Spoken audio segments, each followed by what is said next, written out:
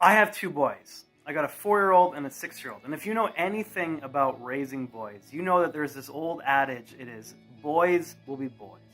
And there's just something about boys where as they get going or they're in the midst of something and be play or goofing around, it can be a pretty quick jump to cross some of those lines. And most of the time it's something that's super funny or even harmless, and it is. And I mean, when you have boys, there's a certain amount of flexibility that you need to have. But there are also times when they do cross those lines. There was this one morning my wife came down and they had crossed that line. And it was concerning because it was a thing of safety. And so we had to sit these boys down and we had to explain to them why it wasn't a good thing or why it wasn't a smart thing that they had done, and why we were explaining to them it was a safety thing that was involved. Now, my 4-year-old, he's a thinker-feeler, and so he processes things a lot more analytically and a lot more straightforward, and he is very stuck on things, and he can be quite stubborn, and he's a strong-willed one out of the two. Where my older one is a feeler-thinker, so he's much more empathetic. When you're sad, he feels that sadness. If you're upset, he feels that upsetness. If you're happy and joyful, he feels like that. He feels, and he wears his heart on his sleeve. And so, as much as he can be happy and he can be exhilarated into that moment, when he realizes that he's crossed a line or that he's done something that disappoints us or that is quote-unquote wrong, he feels that.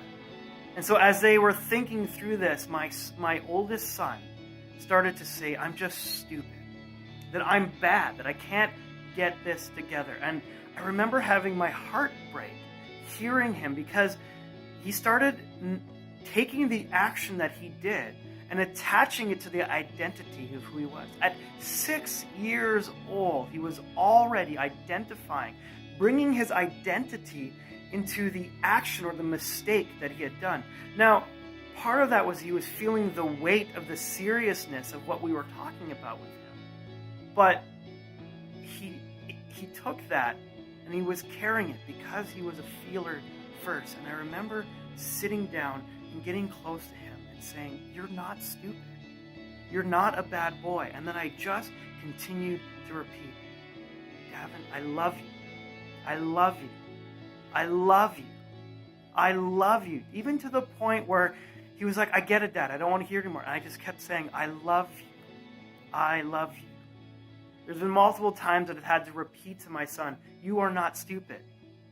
You are not bad. There are decisions that we make that cross those lines, but I love you.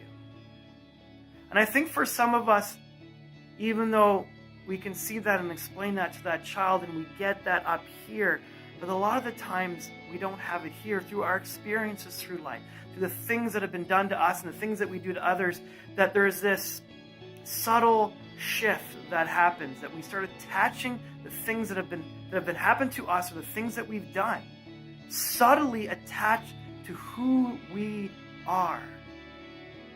And God is wanting to come to us and say, I love you. I love you. And maybe you need to hear that today, to realize that no matter what you've done, that God's love for his creation is not determined on our righteousness.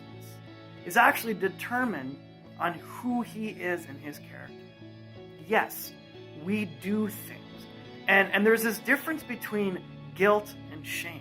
I love how this was explained by somebody, that we are guilty, that we have guilt in the fact that when I do something wrong, if I steal, I am guilty of stealing.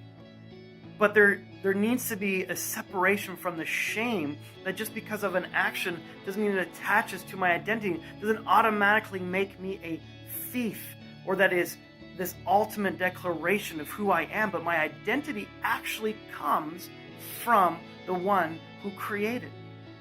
Think about it like this. I have a $20 bill here, all right? And if I were to offer you this $20 bill, would you take it? Yeah, you probably would. But what if I took this and I crumpled it up, right? Well, would you want this? Are you sure? Because, it's crumpled, right? but you'd still want it? What if I took it and I ripped it into a million pieces, or I stomped on it and I threw it in the garbage?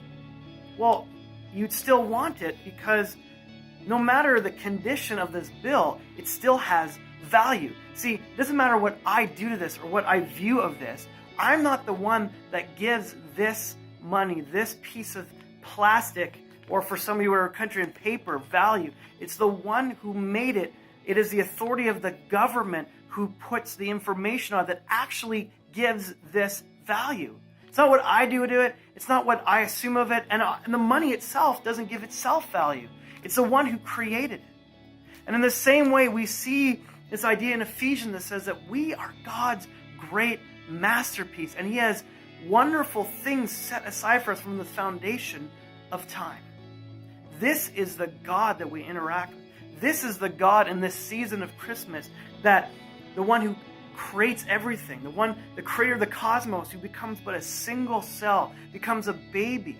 It says in Philippians 2, He who in the very nature of God did not consider equality with God something to be grasped, made Himself nothing, taking the very nature of a servant. And when He found Himself in human likeness, He humbled Himself, even to the point of death.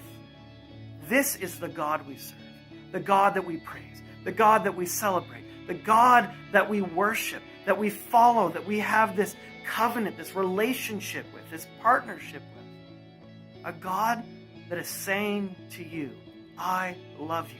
I created you. I have things and dreams for you, just like I do for my sons. And so even when we cross that line, we may need to be disciplined. We may need to learn from those mistakes. We may need to feel the guilt of it, but never the shame. And God is constantly saying to every one of us, I love you. Your identity, your worth is not determined if you cross that line. Your identity and your worth is securely found in God and in the work of Jesus Christ and the ongoing work of the Holy Spirit in your life.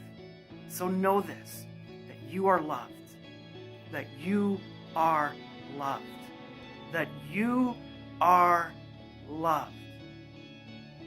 And if you need a reminding of that, think about what we celebrate in this season of God coming to earth, humbling Himself even to the point of death. This is the God we worship. This is the God that we have a relationship with. The God who loves you.